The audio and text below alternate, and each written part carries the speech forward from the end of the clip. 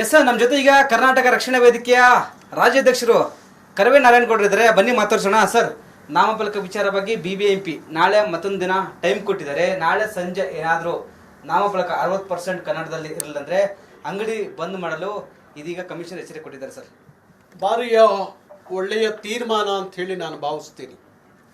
ಯಾಕೆಂದರೆ 27ನೇ ತಾರೀಕು ಕರವೇ ಬೆಂಗಳೂರಿನಲ್ಲಿ ಮಾಡಿದಂಥ ಹೋರಾಟ ಏನಿತ್ತು, ಅದರ ಪರಿಣಾಮ ಸರ್ಕಾರ ಹೆಚ್ಚೆತ್ಕೊಂತು, ಮಹಾನಗರ ಪಾಲಿಕೆ ಹೆಚ್ಚೆತ್ಕೊಂತು. ಸರ್ಕಾರ ಸುಗ್ರೀವಾಜ್ಞೆಯನ್ನು ಜಾರಿಗೆ ತಂತು. ಮಹಾನಗರ ಪಾಲಿಕೆ ಸುಮಾರು ಸಾವಿರಾರು ಉದ್ಯಮಿಗಳಿಗೆ ನೋಟಿಸ್ ಕೊಡ್ತು.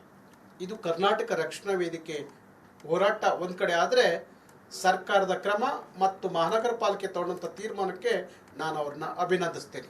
ಸರ್, ಇನ್ನೂ ಹಲವು ಭಾಗಗಳಲ್ಲಿ ಇನ್ನೂ ಈ ಒಂದು ನಿಯಮ ಇನ್ನೂ ಆಗಿಲ್ಲ. 60% ಕನ್ನಡ ಇನ್ನೂ ಕಡ್ಡಾಯಗೊಳಿಸಿಲ್ಲ. ಇನ್ನೂ ಹಲವು ಭಾಗದಲ್ಲಿ ಇಂಗ್ಲಿಷ್ ಬೋರ್ಡ್ಗಳು ಎಂದಿನಂತೆ ಕಾಣ್ತಿದ್ದಾವೆ. ಸರ್, ಮತ್ತೊಂದು ಕಡೆ ಅದಕ್ಕೆ ಬಟ್ಟೆ ಮುಚ್ಚುವ ಕೆಲಸ ಮಾಡ್ತಿದ್ದಾರೆ. ಬಟ್ಟೆ ಮುಚ್ಚಿ ಯಾಮರ್ಸುವಂಥ ಈ ನೆಲದ ಬೆಂಗಳೂರಿನ ಉದ್ಯಮಿಗಳಿಗೆ ನಾನು ನೇರವಾಗಿ ಎಚ್ಚರಿಕೆ ಕೊಡ್ತೀನಿ. ಈ ಕುತಂತ್ರಗಳನ್ನು ಮಾಡಬೇಡಿ.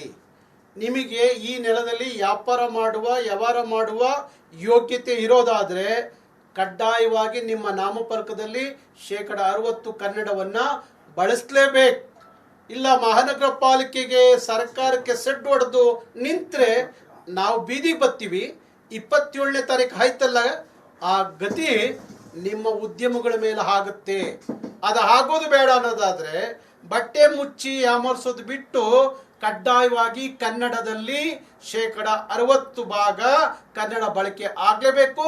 ಅದರಲ್ಲಿ ಸರ್ಕಾರ ರಾಜಿ ಆದರೂ ಮಹಾನಗರ ಪಾಲಿಕೆ ರಾಜಿ ಆದರೂ ಕರವೇ ರಾಜಿ ಆಗಲ್ಲ ಅನ್ನೋದನ್ನ ನಾನು ನೇರವಾಗಿ ಹೇಳ್ತೀನಿ.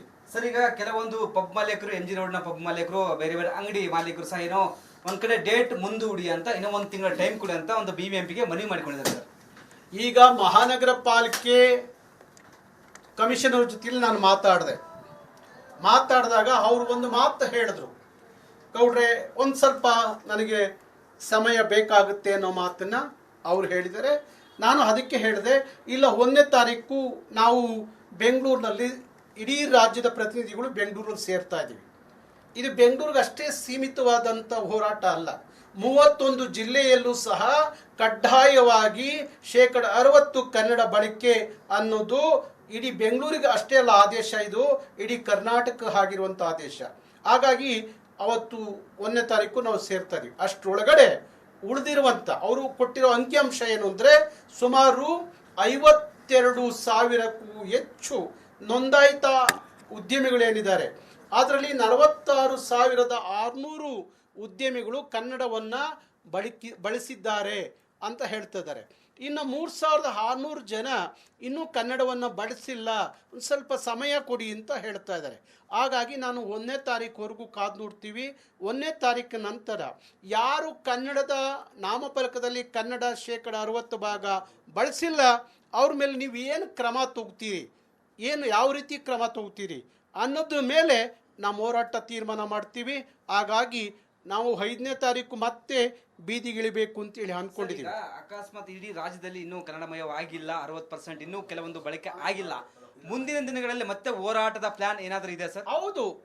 ಹೌದು, ಬಳಕೆ ಆಗದೆ ಹೋದರೆ, ಕನ್ನಡವನ್ನು ಬಳಸದೆ ಹೋದರೆ, ಕೇವಲ ಬೆಂಗಳೂರಲ್ಲಿ ಅಷ್ಟೇ ಅಲ್ಲ ಹೋರಾಟ, 31 ಜಿಲ್ಲೆಯಲ್ಲೂ ಡಿಸೆಂಬರ್ 27 ಏನು ಬೆಂಗಳೂರಲ್ಲಿ ಆಯಿತು ಆ ಘಟನೆ ಇಡೀ ರಾಜ್ಯದ 31 ಜಿಲ್ಲೆಯಲ್ಲೂ ಆಗುತ್ತೆ. ಅದ್ರಲ್ಲಿ ರಾಜಿ ಇಲ್ಲ. 5ನೇ ತಾರೀಕುವರೆಗೂ ಸಮಯ ಅವರು ಕೇಳಿದರೆ 5ನೇ ತಾರೀಕುವರೆಗೂ ನಾನು ಸಮಯವನ್ನು ಕೊಟ್ಟಿದ್ದೀನಿ. 5ನೇ ತಾರೀಕು ನಂತರ ನಾವು ಬೀದಿಗಿಳಿತೀವಿ. ಮತ್ತೆ ಹೋರಾಟ ಇದ್ದೀರಂತೆ? ಹೌದು. ಮತ್ತೆ ಈ ಸರ್ಕಾರ ನಮ್ಮನ್ನ ಜೈಲಿಗೆ ಕಳಿಸಿರೋ ಚಿಂತೆ ಇಲ್ಲ, ಮತ್ತಷ್ಟು ಮೊಕದ್ದಮೆಗಳು ಹಾಕಿರೋ ಚಿಂತೆ ಇಲ್ಲ. ಕನ್ನಡದ ವಿಚಾರದಲ್ಲಿ ರಾಜಿ ಇಲ್ಲ. ಹಾಗಾಗಿ ಎಂಥದನ್ನೇ ಬಂದರೂ ಎದುರಿಸಲಿಕ್ಕೆ ನಾವು ಸಿದ್ಧರಿದ್ದೀವಿ. ಹಾಗಾಗಿ ಯಾರೇ ಉದ್ಯಮಿಗಳು ಯಾರಿದ್ದೀರಿ, ಯಾರು ಕನ್ನಡವನ್ನು ಇನ್ನೂ ಬಳಸಿಲ್ವೋ ದಯವಿಟ್ಟು ಬಳಸಿರೆ ಭಾರಿ ಒಳ್ಳೆಯದು. ಅದು ಬಿಟ್ಟರೆ ಭಾರಿ ಕಷ್ಟ ಆಗುತ್ತೆ ಅನ್ನೋದನ್ನ ಅವ್ರಿಗೆ ನೇರವಾಗಿ ಹೇಳ್ತೀನಿ. ಸರ್, ಕೊನೆಯ ಪ್ರಶ್ನೆ. ನಿನ್ನೆ ಸಹ ರಾಜ್ಯಸಭೆ ಎಲೆಕ್ಷನ್ ಮುಗಿಯಿತು. ಅಲ್ಲಿನ ನಿಮ್ಗೆ ಸಹ ಬೆಳವಣಿಗೆ ಗೊತ್ತಾಗುತ್ತೆ. ಪಾಕಿಸ್ತಾನ ಪರ ಜೈಕಾರ ಕೂಗಿದ್ರೆ ಒಂದು ವಿಧಾನಸೌಧದಲ್ಲಿ ಸರ್, ಆ ಒಂದು ವಿಚಾರಕ್ಕೆ ಏನು ಹೇಳ್ತಾರೆ ಸರ್ ಅಂತ. ನೋಡಿ, ಕೆಂಗಲ್ರು ಕಟ್ಟಿರುವಂಥ ಶಕ್ತಿ ಸೌಧ, ಕೆಂಗಲ್ರಿಗಿದ್ದಂಥ ದೇಶ ಪ್ರೇಮ, ನಾಡ ಪ್ರೇಮ ಇವತ್ತರೆಗೂ ನಾನು ಆ ಥರದ ಇದನ್ನು ನೋಡೋಕ್ಕಾಗಿಲ್ಲ.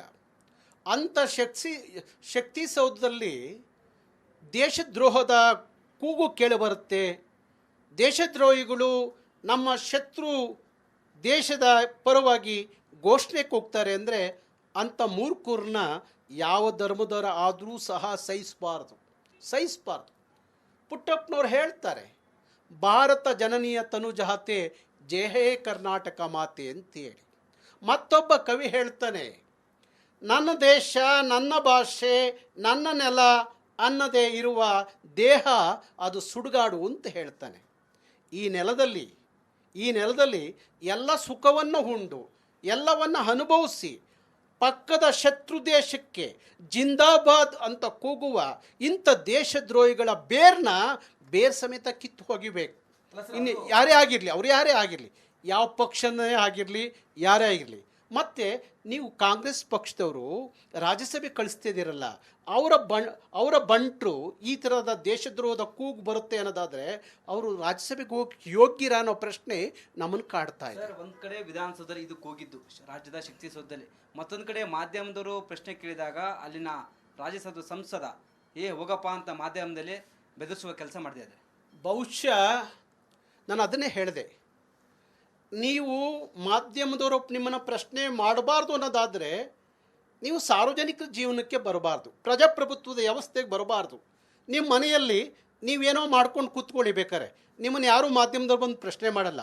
ನೀವು ಈ ಕರ್ನಾಟಕದಿಂದ ಶಾಸಕರ ಆಯ್ಕೆ ಮಾಡಿ ನಿನ್ನ ರಾಜ್ಯಸಭೆ ಕಳಿಸುವಾಗ ಪ್ರಜಾಪ್ರಭುತ್ವದ ವ್ಯವಸ್ಥೆಯಲ್ಲಿ ತಪ್ಪು ನಡೆದಾಗ ಮಾಧ್ಯಮದವರು ಎಲ್ಲರನ್ನೂ ಪ್ರಶ್ನೆ ಮಾಡುವಂಥ ಅಧಿಕಾರ ಇರುತ್ತೆ, ಪ್ರಶ್ನೆ ಮಾಡ್ತಾರೆ.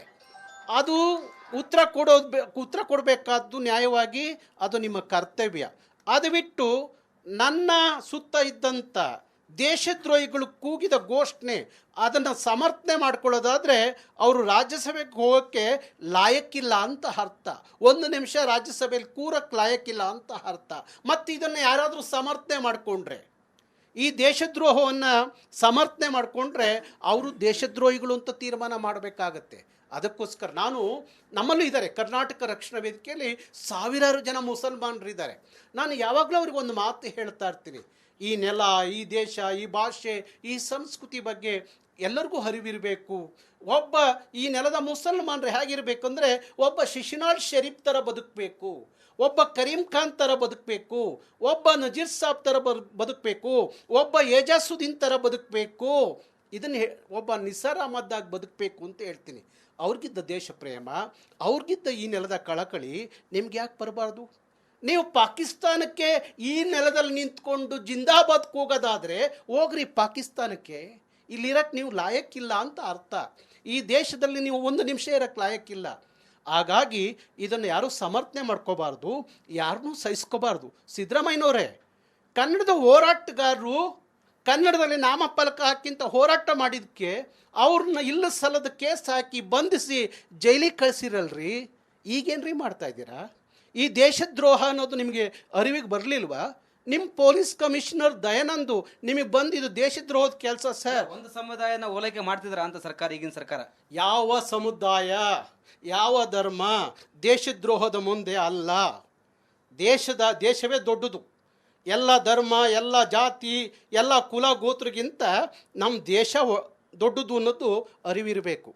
ದೇಶದ ವಿಚಾರದಲ್ಲಿ ಯಾರಾದ್ರೂ ದೇಶಕ್ಕೆ ದ್ರೋಹ ಮಾಡ್ತಾನೆ ಅಂದರೆ ಅವನ್ನ ದೇಶದ್ರೋಹಿ ಅನ್ನುವ ಪ್ರಕರಣದಲ್ಲಿ ಬಂಧಿಸಿ ಅವನಿಗೆ ಜೈಲಿಗೆ ಕಳಿಸ್ಬೇಕು.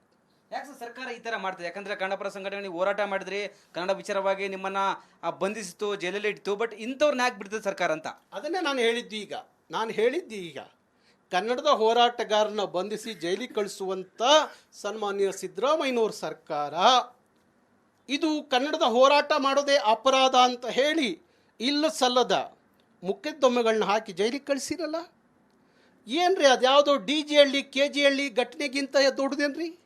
ನಾವು ಅವರು ಆದರೂ ಮನೆ ನುಗ್ಗಿ ಬೆಂಕಿ ಹಚ್ಚಿರು, ಇನ್ನೊಂದು ಮಾಡಿದ್ರು, ಮತ್ತೊಂದು ಮಾಡಿದ್ರು, ಅವ್ರನ್ನ ಸಮರ್ಥನೆ ಮಾಡಿಕೊಂಡಂಥ ನೀವು ಬೀದಿಯಲ್ಲಿ ನಿಂತ್ಕೊಂಡು 30-35 ವರ್ಷ ಕನ್ನಡದ ಬಗ್ಗೆ ಹೋರಾಟ ಮಾಡಿದಂಥ ಕನ್ನಡದ ಹೋರಾಟಗಾರರಿಗೆ ಇಲ್ಲ ಸಲ್ಲದು ಕೇಸ್ ಹಾಕಿ ಜೈಲಿಗೆ ಕಳಿಸಿರಲ್ರಿ. ಈಗೇನ್ರಿ ಮಾಡ್ತಾಯಿದ್ದು ನಿಮ್ಮ ಸರ್ಕಾರ? ಈಗೇನ್ರಿ ಮಾಡ್ತಾಯಿದ್ದಾರೆ ನಿಮ್ಮ ಕಮಿಷನರು? ಏನು ಮಾಡ್ತಾಯಿದೆ ನಿಮ್ಮ ವ್ಯವಸ್ಥೆ? ಇಂಥ ದೇಶದ್ರೋಹಿಗಳನ್ನ ಮುಲಾಜಿಲ್ದಲ್ಲೇ ಬೇರೆ ಸಮೇತ ಕಿತ್ತೋಗಿಬೇಕು, ಅಂಥವ್ರನ್ನ ಬಂಧಿಸಬೇಕು, ಅಂಥವ್ರನ್ನ ಜೈಲಿಗೆ ಹಟ್ಟೋ ಕೆಲಸವನ್ನು ಮಾಡಬೇಕು. ಇಲ್ಲದೇ ಇದ್ದರೆ ನಾವು ಬೀದಿಗಿಳಿಬೇಕಾಗತ್ತೆ. ಇದಿಷ್ಟು ಕರ್ನಾಟಕ ರಕ್ಷಣಾ ವೇದಿಕೆಯ ಅಧ್ಯಕ್ಷರು ಕರವೇ ನಾರಾಯಣಗೌಡ ಅವರ ಮಾತಾಯಿತು. ಕ್ಯಾಮ್ರಾ ಪರ್ಸನ್ ರಾಜು ಜೊತೆ ವೀರೇಶ್, ರಿಪಬ್ಲಿಕ್ ಕನ್ನಡ, ಬೆಂಗಳೂರು.